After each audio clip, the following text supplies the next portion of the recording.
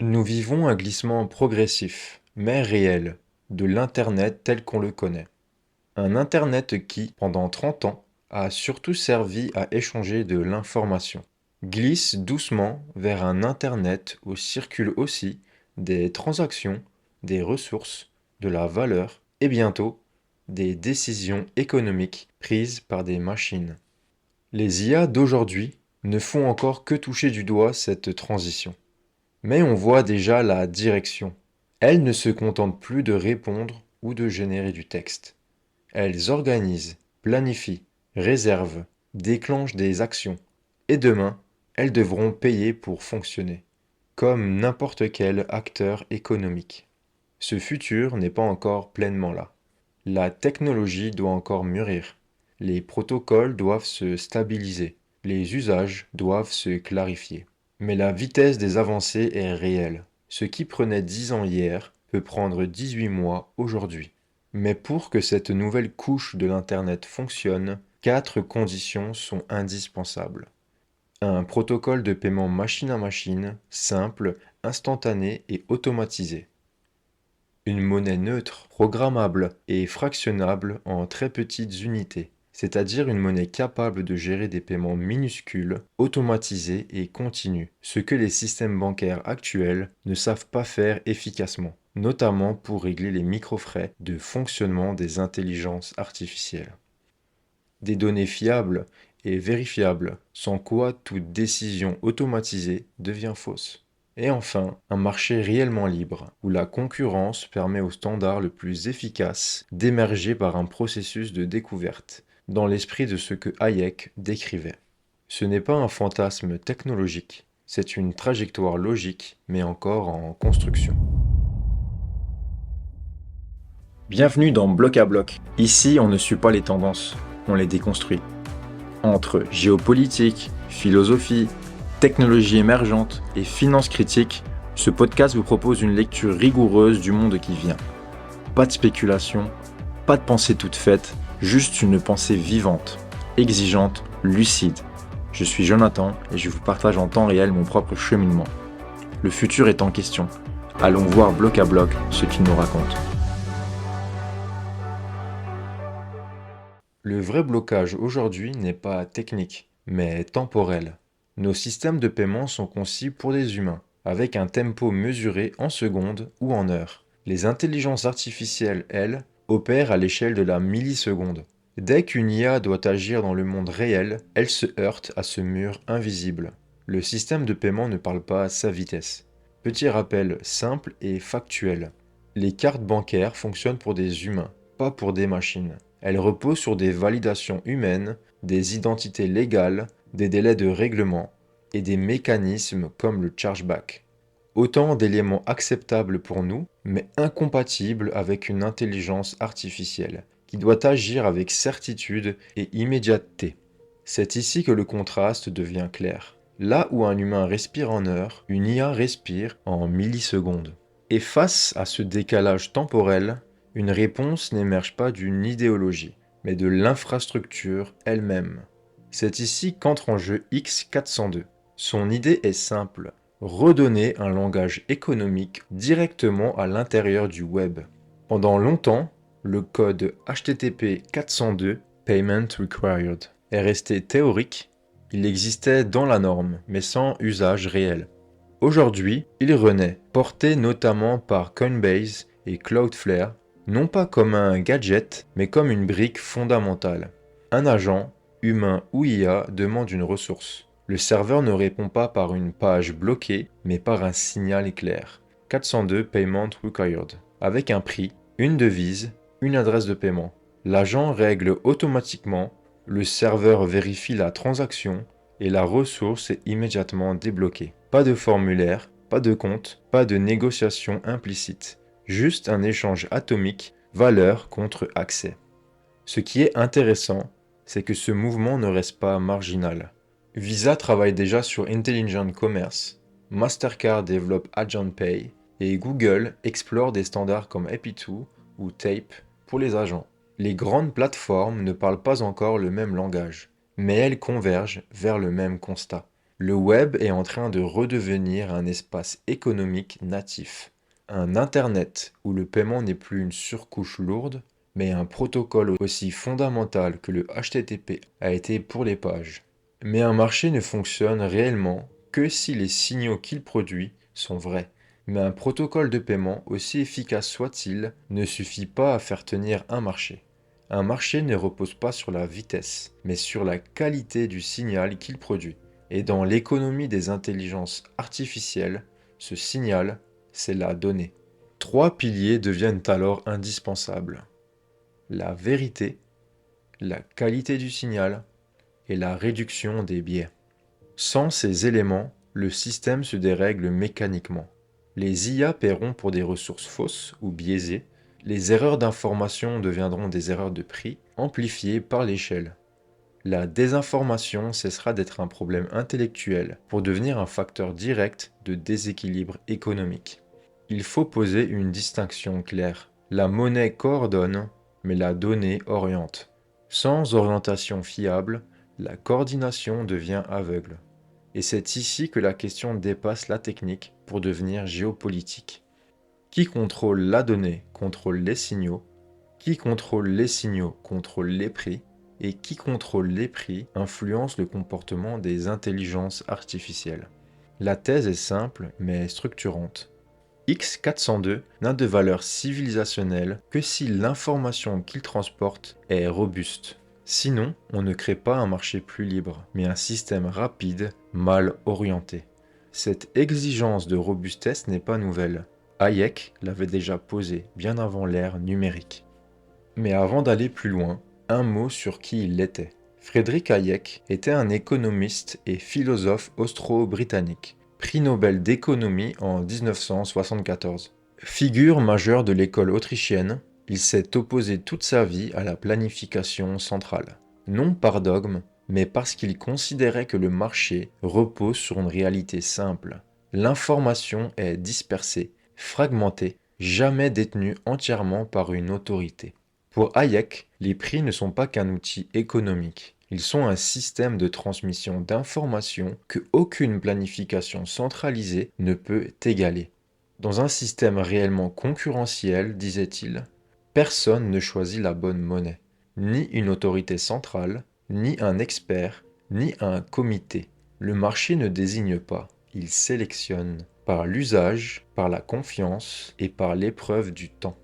La monnaie qui subsiste n'est pas la plus promue, mais la plus neutre, la plus solide, la plus efficace dans sa fonction première. Transmettre de l'information sans la déformer. Appliquée au XXIe siècle, cette idée ne ressemble plus à un débat abstrait sur la bonne monnaie, mais à une compétition très concrète entre rails de paiement pour machines.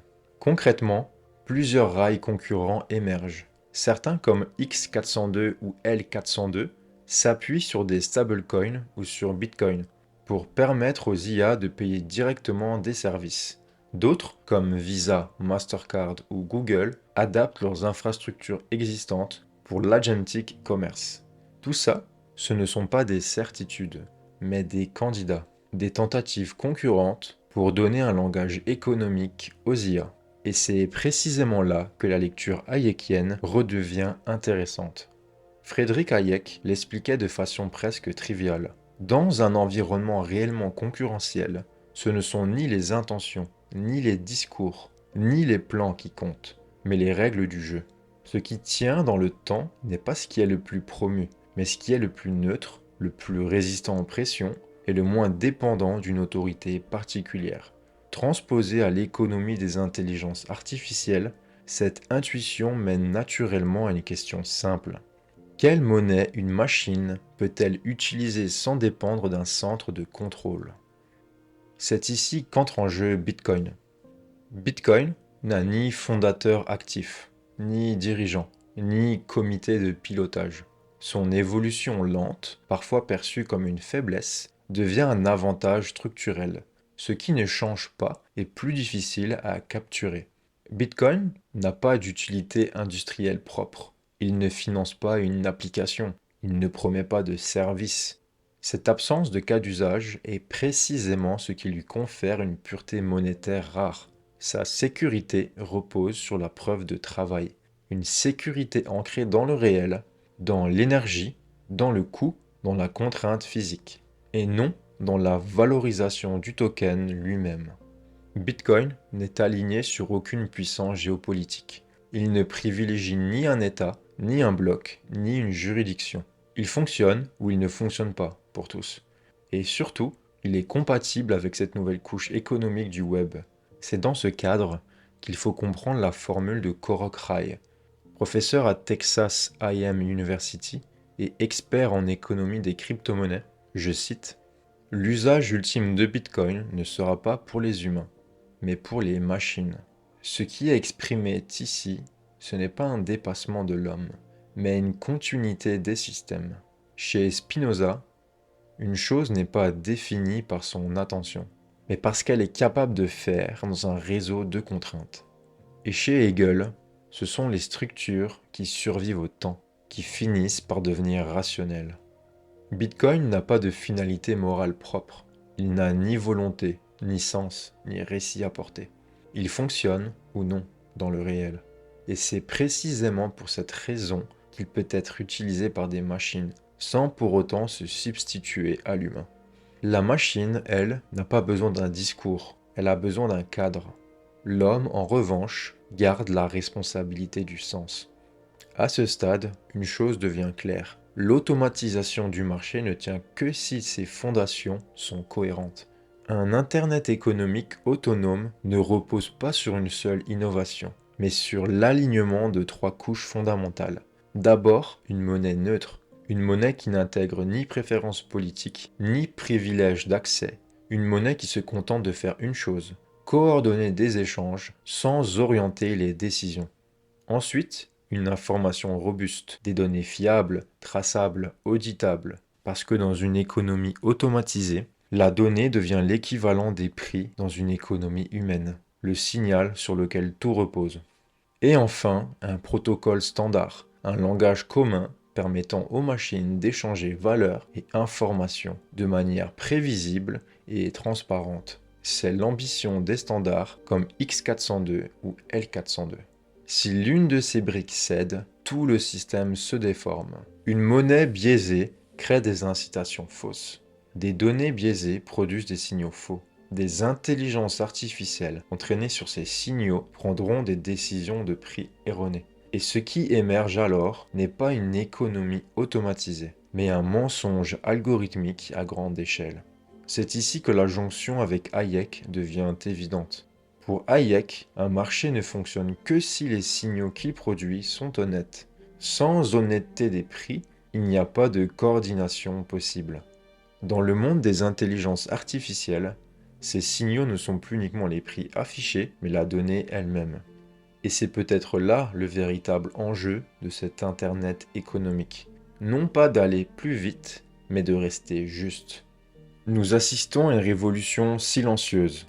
Des protocoles faits pour fonctionner, des monnaies utilisables par des machines, des marchés coordonnés par des IA, où la justesse compte plus que la vitesse. En arrière-plan se joue une bataille réelle, autour de la monnaie, de la donnée et des signaux. Ce futur ne tiendra que si la monnaie reste neutre, l'information robuste et l'ordre spontané possible. Et si la technologie avance sans dogme, mais toujours éclairée par la philosophie. Dans ce cadre, Bitcoin n'est ni une promesse, ni un salut. Il est simplement une chose rare. Un système monétaire incorruptible par design, auditable, prévisible et indifférent aux rapports de force. Cela n'en fait pas une réponse définitive, cela en fait un candidat sérieux. Et il faut ici faire preuve d'honnêteté intellectuelle. Aujourd'hui, Bitcoin est encore fortement corrélé au marché d'actions, au cycle de liquidité globale, au mouvement de risk-on et de risk-off. Le marché le traite comme un actif financier parmi d'autres. C'est un fait observable, pas une opinion. Mais cette corrélation est conjoncturelle, liée à l'usage actuel, à la structure des portefeuilles et à la manière dont les acteurs financiers l'intègrent aujourd'hui. Elle ne dit rien de sa nature profonde. Sur le plan technique, monétaire et informationnel, Bitcoin n'est ni une entreprise, ni une promesse de flux futur, ni un instrument de croissance. C'est un protocole, un registre, un ensemble de règles. Que le marché le traite comme une action aujourd'hui ne préjuge en rien de ce qu'il est, ni de ce qu'il pourrait devenir sur le long terme. Là encore, ce ne sont ni les récits, ni les corrélations de court terme qui feront foi, mais l'usage réel, la résilience sous contrainte et la capacité d'un système à dire la vérité quand le reste vacille. Et peut-être que dans un monde où même les machines devront échanger de la valeur, la question centrale ne sera pas celle de la promesse, mais celle de la fiabilité.